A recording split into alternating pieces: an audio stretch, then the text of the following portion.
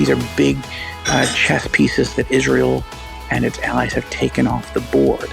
So Iran is humiliated. They're infuriated. They're fit to be tied, and they want to exact maximum revenge on Israel. Iran is threatening, and has been threatening for days, to launch a massive attack against Israel with what could be 1,000 or more missiles, ballistic missiles, cruise missiles, and suicide drones from Iranian soil, from Lebanese soil, possibly from Syria, Iraq, Yemen. Is this about to happen? What's going to happen? And why is it going to happen? Hi, this is Joel Rosenberg, the founder and chairman of the Joshua Fund, and welcome to the Inside the Epicenter podcast. I'm doing a special report from the Washington Dulles Airport lounge right now. As I record this, it is Monday night. It is August 5th, and I'm about to get on a plane for Europe. I'm not heading yet back to Israel, although I feel a bit conflicted. I've got some personal and ministry business in Europe, in two different countries that I need to do first. But my wife and I, who are traveling together, are actively trying to assess if we need to change these plans and get back to Israel immediately.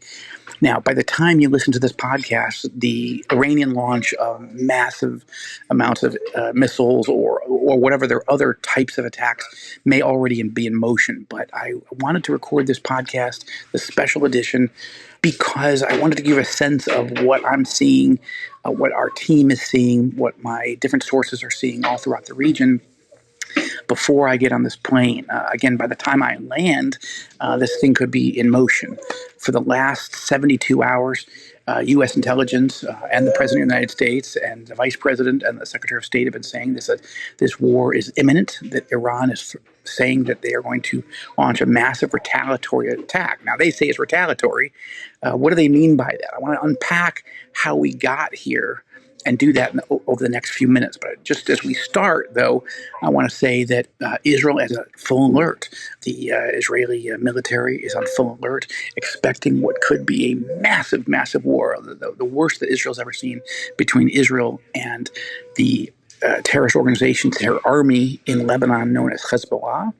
This is an Iranian-backed, funded, trained, armed, directed terror army that has Hezbollah has effectively taken over Lebanon over the last several decades. And in many ways, you can't really even say that Lebanon is a sovereign country anymore. It's essentially a province of Iran, the Islamic Republic of Iran. And this is one of the great tragedies, because Lebanon was once called the Switzerland of the Middle East.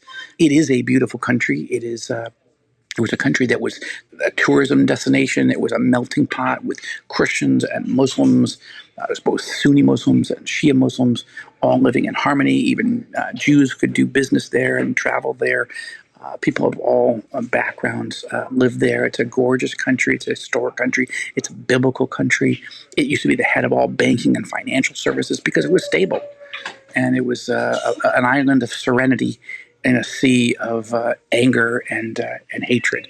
But for the last several decades, things have gone very, very badly in Lebanon. First, there was a civil war in the 70s. Then the Palestine Liberation Organization came in and took over almost, and used the PLO used Lebanon as a base camp to launch massive number of attacks against Israel in the 1980s. And this led to the 70s and 80s, and this led to an invasion of Lebanon by Israel in 1982, and an occupation by Israel of southern Lebanon for almost 20 years.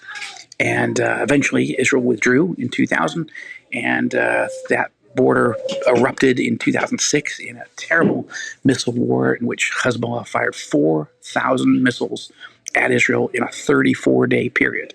It's known as the Second Lebanon War, the first Lebanon War being the PLO attacks in the 80s and Israel's invasion and crushing of the PLO, driving the PLO out of Lebanon. The Second Lebanon War was Hezbollah attacking Israel in 2006. kidnapping Israeli soldiers on the borders, then launching 4,000 missile attacks against Israel for over a month. And that was just horrifying. That just happened to be at the same time that Joshua Fund had just started. So one of the first project that the Joshua Fund funded actually was to help Christians in Lebanon care for and minister to people who were suffering in southern Lebanon, Muslims, mostly Shia Muslims, and providing humanitarian relief, food, as well as Bibles and the Jesus film in Arabic. And it was a very important project to help Lebanese Christians be a blessing and a witness to their suffering neighbors in southern Lebanon. So that was the second Lebanon War. Now we are poised, as I record this, for the third Lebanon War. And by all indications, it very well could be. I'm not saying it will be, but by all indications, it could be a much, much worse war than the first or the second in terms of lives lost, infrastructure devastated. The ramifications are just sobering, to say the least. And that's the situation that, as of, again, Monday night, August 5th, the region is just bracing for this horror show to erupt. I've mentioned on previous podcasts that, as in 2006, 18 years ago, Hezbollah launched 4,000 missiles at Israel in 34 days. I just said it a moment ago. Now, let me just make it clear. Hezbollah today has over 150,000 missiles aimed at Israel. Let me say that again. Right now, Hezbollah, the Iranian-backed, armed, funded, trained, guided, directed terror organization, terror army in Lebanon, has essentially taken over Lebanon and turned it into an Iranian province. Hezbollah has over 150,000 missiles aimed at Israel on Lebanon soil. Okay. Now, about 25% or so, sources tell me, are precision guided, meaning they can be aimed specifically at critical strategic Israeli infrastructure. We're talking about ships. We're talking about the port in Haifa. We're talking about missiles targeting oil refineries and oil supply depots. We're talking about storage, tanks. We're talking about the electrical grid. We're talking about telecommunication systems. We're talking about targeting hospitals and schools. And so the level of damage that could be done is extraordinary. Now you say, well, doesn't Israel have multi-layered missile defenses from the Iron Dome and the David Sling to the Patriot missile system and Arrow Systems 1, A, B, and C? Yes, Israel has all of those and a few others. Whereas Hezbollah fired 4,000 missiles at Israel 18 years ago over the course of a month, Hezbollah now has so many missiles that it could fire 4,000 missiles a day for a month and still have 30 or 40,000 missiles left over. Okay, that's the magnitude of the damage. Now you say, well, do they have enough launchers to launch 4,000 missiles a day? That I can't say. So let's say they launch 1,000 a day. They could do this for 150 days, okay, and still have missiles left over. So this is why the Israeli government has been, I'll use the term hesitating. They don't want to have to invade southern Lebanon. Israel doesn't want to have a whole new massive war that could spark a massive regional war against Iran and Hezbollah in Lebanon. They've been trying to manage this war, but things have taken a very, very dangerous turn in recent days. So that's why the region is on edge. Let me take a moment and just give you the context. Why is Iran talking about retaliating against Israel? Okay, because over the last 10 days or so, we have seen a number of major developments. Okay, the first development was that Israel did an airstrike in Gaza that it's now confirmed took out the number 2 and number 3 top Hamas terrorists in Gaza. Okay, the number 1 terrorist in Gaza is a guy named Yahya Sinwar. We've been talking about him in the past on the Inside the Epicenter podcast. Okay, he's the top guy, but he is more of the political guy. He's definitely a strategist. He's the face of Hamas in Gaza. The military strategist, the guy who's really responsible for the actual war plan and the execution of the war plan on October 7th and every day since, is a guy named Mohammed Deif. Now, Def was a guy who lived in the shadows. There's only been one or two, I believe, photographs that have ever been released, at least by Israeli intelligence, to the public to help us understand what Mohammed Def looks like. Well, Israel has now confirmed and publicly announced that they have taken out Mohammed Def and his chief deputy in a massive airstrike, which took place about a month ago, but has only been sort of confirmed Mohammed Def's death in recent days. Okay, so that's a big, big deal. That's the first thing. The second thing is that just a few days ago, one of the top military strategists and operational generals within Hezbollah, the terrorist army in Lebanon, he was killed in an airstrike in Beirut. Okay, his name is Fouad Shukra. Fouad Shukra is, again, one of the top military strategists and operational leaders of the Hezbollah terror organization. He is responsible for he's the mastermind, allegedly, of the Hezbollah terror bombings of the U.S. Marine barracks and embassy back in 1983 that killed hundreds of U.S. Marines and many diplomatic personnel, also in just horrific truck bombings that caught the whole world, and certainly the American military and American people, completely off guard in 1983. Just devastating. And Iran has never paid a price for that. The mastermind of that operation, Fouad Shukra, never paid a price for that and has planned and executed many, many operations against the United States and against Israel since then, and had never been brought to justice until last week. So that was just days after it was announced that Mohammed Def had been killed in an airstrike in Gaza. Fouad Shukra was killed, assassinated, you might say, in an airstrike that Israel took credit for in Beirut. Now, less than 24 hours after Fouad Shukra was assassinated, the top guy in the Hamas terrorist organization was assassinated in Tehran. Now, Israel has not formally claimed credit. It hasn't denied it either, and all signs seem to be looking at that it was Israel that did it. But Ismail Haniyeh is the guy who is the leader of Hamas. Now, there's a number of people in the top echelons of Hamas, but there is none higher than Ismail Haniyeh. Ismail Haniyeh doesn't live in Gaza anymore. He lived past tense in exile, but in the lap of luxury. He was hosted by the government of Qatar, Qatar is a small but very, very wealthy oil and natural gas rich Gulf state in what the Arabs call the Arab Gulf, what the Iranians call the Persian Gulf. And Qatar is a small country. Its capital is Doha. Its claim to fame is that it seems to play both sides of the street. It is both an ally or supposed friend of the United States. The United States Central Command has its military headquarters for the Middle East based in Qatar, just outside of the capital of Doha. At the same time, however, the Qatari government hosts the terrorist leaders of Hamas openly. They live in luxurious penthouse apartments in the capital city of Doha. Meanwhile, the Qatari government also maintains a close strategic alliance with the Islamic Republic of Iran. And Qatar has historically moved Iranian money over to Gaza to fund Hamas government operations and, I think by all evidence, terror operations. And yet somehow Qatar seems to be able to convince the world, convince the American government that it is a friend. It is an ally. It is a needed partner to try to have influence on Iran and on Hamas. So it's interesting. Ismail Haniyeh, the leader of Hamas, was living in Doha, Qatar.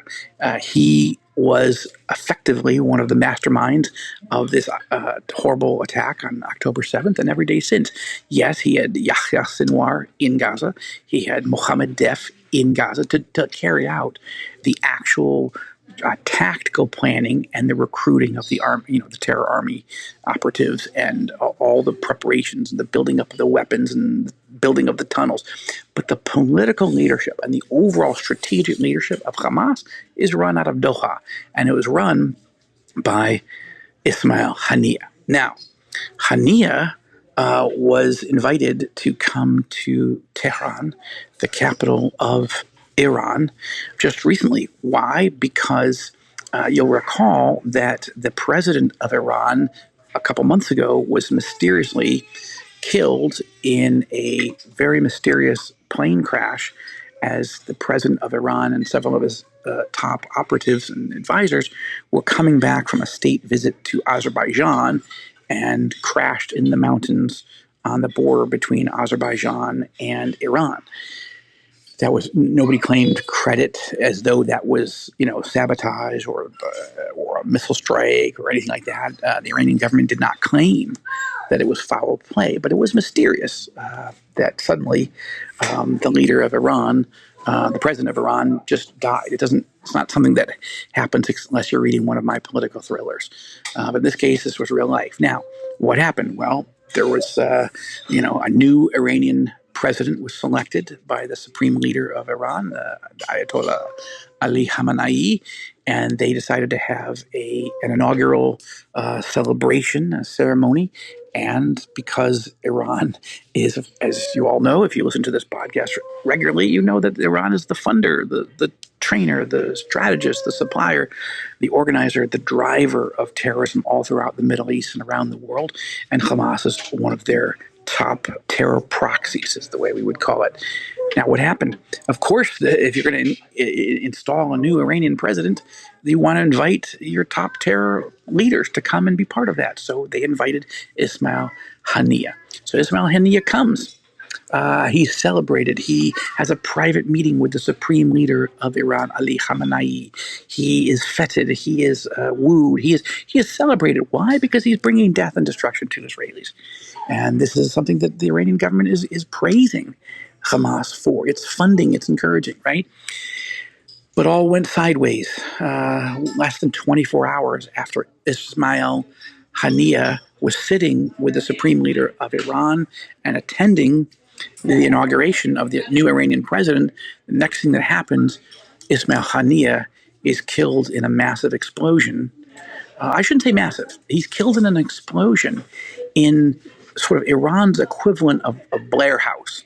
If you're familiar with Washington and the White House, right across the street from the White House is the official guest residence of the White House, where world leaders that are coming to visit an American president, usually they stay at Blair House. There's full Secret Service protection there. There is, all kinds of secure diplomatic communication systems. And Israel's prime minister has stayed there many, many times. All world leaders who have at least a friendly relationship with the administration and are invited as a state guest to meet with the president at the White House are allowed to stay at Blair House, and that usually is what happens. So what happens with Ismail Haniyeh? Well, he's allowed to stay at the guest house that he has stayed many times before. So presumably, again, if this was Israel, Israeli intelligence, the Mossad, would know exactly. They would track where Ismail Haniyeh travels from Doha, Qatar, to Iran. They would keep a close eye, right, as any intelligence agency would. What are the travel patterns? What kind of plane does he fly? How many people are traveling with him? What's the motorcade when he lands? Where does it go? Where does he stay? What room does Ismail Haniyeh stay at? Who's around him? Who are the servants that take care of him? And they would monitor this not just for the head of Hamas, but the head of Hezbollah and the head of all kinds of other terror and malign and nefarious organizations that come to visit the leaders of Iran. It's a pretty regular business there. So some of that may be Mossad people themselves, like actual Israelis, but Israel also has quite a network of Iranian dissidents who hate the regime, love Iran. They're devout, loyal, patriotic Iranians, but they hate the regime, and they are willing to help other countries gather information or even take action against the regime.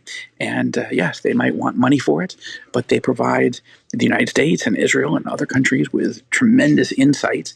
And because they're Iranians themselves, sometimes they have access to people that they can flip to become double agents or become secret agents inside the Iranian regime. So what seems to have emerged is that Israel has denied that there was any air activity over Iran on the day that Ismail Haniyeh was assassinated. Okay, what does that mean? Well, if Israel's telling the truth, then it means that Israel didn't use fighter jets to fire missiles. It didn't use a drone to fire. Israel is saying we had no air activity, meaning we did not shoot a missile or a drone or any type of air asset at Ismail Haniyeh. Okay, well, then you could say, well, then Israel's denying any role or participation in the assassination of Ismail Haniyeh. Well, no, not exactly. It hasn't commented on that. It has only said it didn't have any air activity over Iran, over Tehran that day. So now we're learning reports in the New York Times and elsewhere, leaks from where? From senior Iranian government sources that are now beginning to admit that it wasn't an airstrike as the Iranian regime initially indicated. Now the reports are coming out that, in fact, there was some sort of explosive device built in, somehow had been smuggled in, maybe months before, and planted inside the apartment complex that, or perhaps even the room or the suite where Ismail Haniyeh stays when he comes to Iran. You think about that for a moment. If that's true, it would take an enormous amount of intelligence, very, very precise intelligence, to know where exactly Ismail Haniyeh sleeps. Iran would have to be foolish enough to have him stay at the same place every time. Or you could say it's not foolish. You could say, well, they are just sure, just like the Secret Service at Blair House, that the place was secure and they didn't have to worry. And that all the security protocols were built in, and it was sort of one-stop shopping. I mean, turnkey operation. But because they were consistently having Ismail Haniyeh at the same place, this gave the Mossad, Israeli intelligence, the opportunity to at least look very carefully. Is there a way we can penetrate that facility? Is there a way we can hire people, bribe people, get people inside there that might plant an explosive? So the working theory right now is that it was an actual explosive that had been planted in the suite where Ismail Haniyeh was known to stay in the past. And when whoever it was that did it, if it was the Mossad or somebody else. The U.S. says, by the way, let me make clear, the U.S. Intelligence saying they had nothing to do with it. U.S. government at the highest levels is saying we had nothing to do with this assassination. So again, who has the highest motive? Well, you, of course, would have to say it would be Israel because we're at war with Hamas.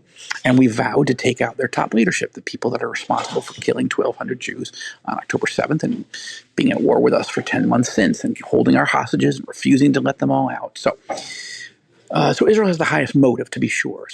But they must have known precisely what room he was in, and the explosion wasn't massive. It was just big enough that it killed Ismail Haniyeh, but the reporting is that the head of Palestinian Islamic Jihad, another terrorist organization, though not as horrible. I mean, they are horrible. They are horrible, but maybe, arguably not as bad as Hamas in terms of the amount of damage they've done to Israel. But the leader of that organization, PIJ, Palestinian Islamic Jihad, was apparently staying in the suite next door, but the explosion did not affect him. Israel didn't want to kill both at once. The argument might go, or they had just planned for this, and this is what was possible, and so they took their shot.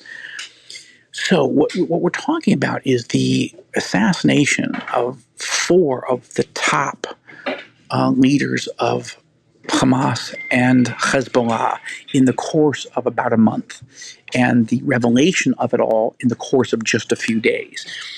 The assassination of Ismail Haniyeh, the top guy in Hamas, having happened just at the moment of the inauguration of the Iranian president, was not just an insult, but an injury that that happened right in Tehran, right under the noses of the security services of the Iranian Revolutionary Guard Corps. So this is a big, big deal. Each one of these is a big deal by themselves. I could have written novels about all of it. But when you combine all of these top horrific evil, wicked men being taken out, presumably by Israel, in the course of less than a month, and us all knowing about it in the course of just a few days. Now you can understand why the Iranian regime is saying it's about to launch a massive, massive retaliation. Now, keep in mind that in April, right, Iran launched its first ever, historic, first ever launch of Iranian ballistic missiles, cruise missiles, and suicide drones, mostly from Iranian soil, at the homeland of Israel.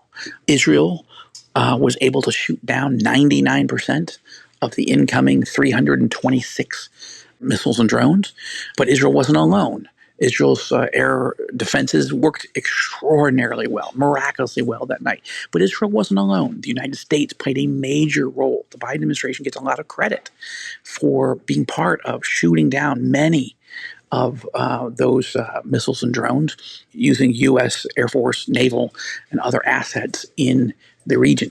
The U.S. also worked closely with Jordan and Bahrain and the United Arab Emirates. We're told even the Saudis played a role. And altogether, approximately 99% of the 326 missiles and drones that Iran fired at Israel that night were shot down. Yes, some hit Israel. And as you'll recall, Lynn and I live in Jerusalem, and we could see around 2 o'clock in the morning missiles and drones coming in over the city of Jerusalem. And I recorded that on my phone. We reported it on All Israel News. I did a story, a whole television show about it on the Rosenberg report. And of course, we talked about it here on the Inside the Epicenter podcast. And so that was the first time in history that Iran's regime had directly attacked Israel from Iranian soil. It had never happened. Iran usually uses Hezbollah or Hamas or the Houthi rebels, the terrorists that are based in Yemen, to do their dirty work for them. Iran can also use other terror proxy forces and militias in Syria and Iraq to inflict damage against Israel and against the United States.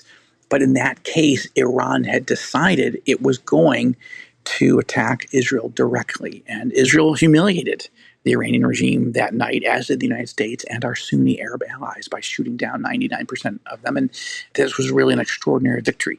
But since then, now Israel has taken its own measure of retaliation and taken out major Hezbollah and Hamas leaders. So these are big, big developments. I cannot overstate the significance. I know a number of these names are not people that you have heard much about, even if you're a regular listener to the Inside the Epicenter podcast. But I just want to tell you, these are big names. These are big chess pieces that Israel and its allies have taken off the board.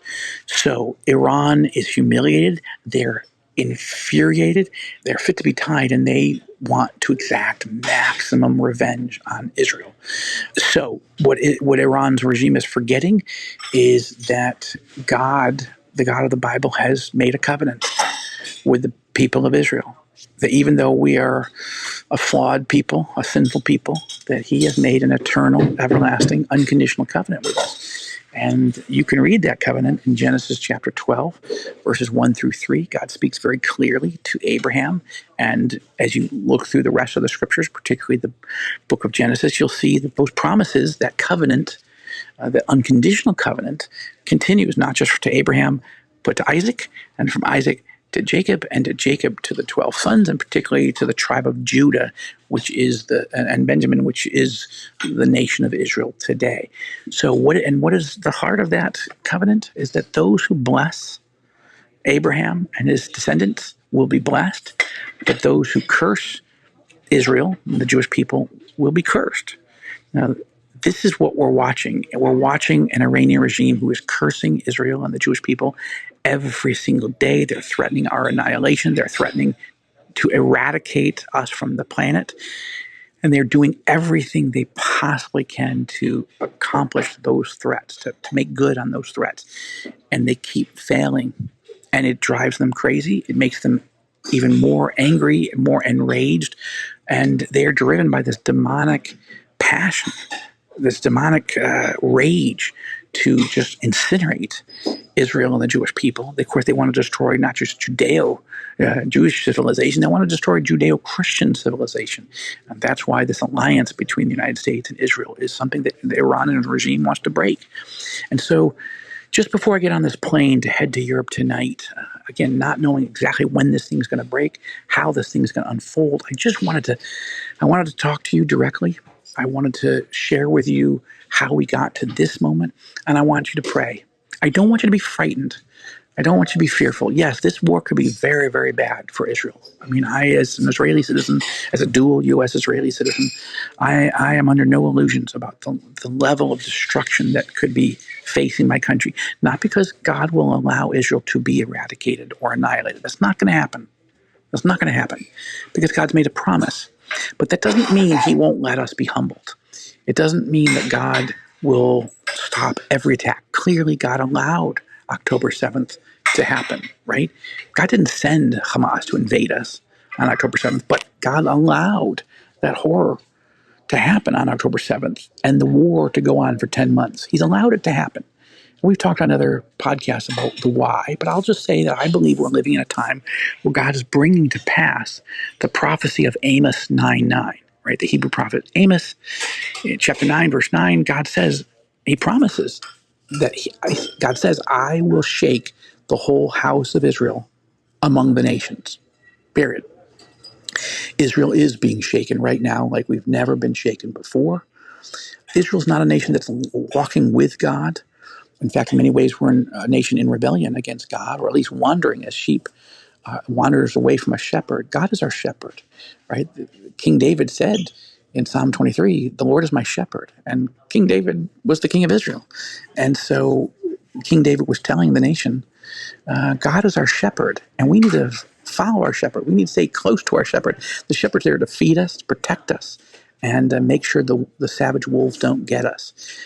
But if you're not listening to the shepherd, if you don't remember the shepherd even cares for you, if you are rejecting or rebelling against the shepherd, or you forget that he's even there, then you run the risk of wandering into danger and being attacked by savage wolves. And that's really what we're seeing. And God is letting it happen so that we'll turn back to our good shepherd. Of course, we know, those of us who, like myself, who are followers of Jesus, we know in the New Testament, the Messiah, Jesus of Nazareth, says he is the good shepherd. The New Testament writers, the apostles, describe Jesus, Yeshua in Hebrew, as not only our good shepherd, but our great shepherd. They describe him as the chief shepherd of our souls. And he's calling Israel, the Jewish people, and all people to himself, that we come to him for forgiveness of sins, for eternal life, and for protection, wisdom, comfort, care, and healing. And Israel needs this more than ever. So I ask you to not be frightened of what's coming, or by the time you hear this, it may already be in motion, but to look back at the scriptures, remember who God is, remember his promises, remember his covenant to Abraham and to Abraham's descendants, and look to that for comfort and pray that we as a nation of Israel who are wandering sheep, lost sheep who've gone astray. Read Isaiah 53. God speaks about why do we need a Messiah? Because we're sheep that have gone astray.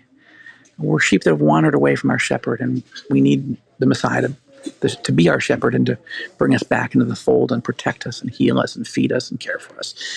That's what we need more than ever right now. And I pray that you would pray for Israel's physical, spiritual, and certainly emotional protection and healing. I hope that's helpful.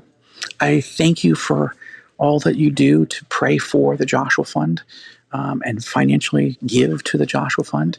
I want to encourage you to do that more than ever.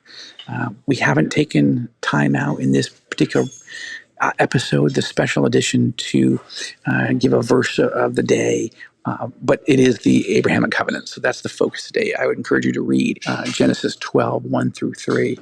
And that is the focus today. And continue to pray. And I pray that you would give generously to the work of the Joshua Fund as we continue to provide humanitarian relief to the poor and the needy to victims of war and terror. We're providing counseling to victims of war and terror. We're strengthening the local church, not only in Israel, but among the Palestinians and in Lebanon and Syria and Jordan, in Iraq and Egypt, all of whom are being rattled, shaken by this regional war that's getting worse and worse. And the church needs to be strong. A frightened world needs a strong and fearless church. And the Joshua Fund is there to strengthen the local church prayerfully and with personal encouragement and conferences and retreats and also financial support. And that's what we're doing. So this is a big moment. It's a dangerous moment. I mean, I really can't think of a moment more dangerous than the moment that we're in right now. And so before I get on this plane, not knowing what's ahead, I wanted to give you this update. And then even as I'm on vacation, I have a feeling that I'm going to be giving updates on the Inside the Epicenter podcast along the way. And especially if this war breaks out in a massive way, we're going to keep you up to date. So I want to encourage you to keep listening to the Inside the Epicenter podcast. And I want to encourage you to share information, links to this podcast. Tell other people about this.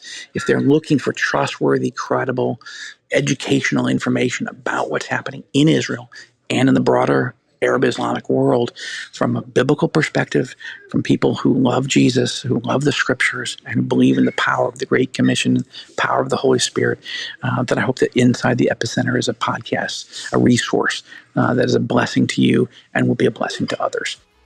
From one of the airport lounges at the Washington Dulles Airport, late on the night of Monday, August 5th, this is Joel Rosenberg, the founder and chairman of the Joshua Fund, thanking you so much for standing with us, all of us on the Joshua Fund team. We're so grateful for your trust and for your prayers and your gracious and generous financial support.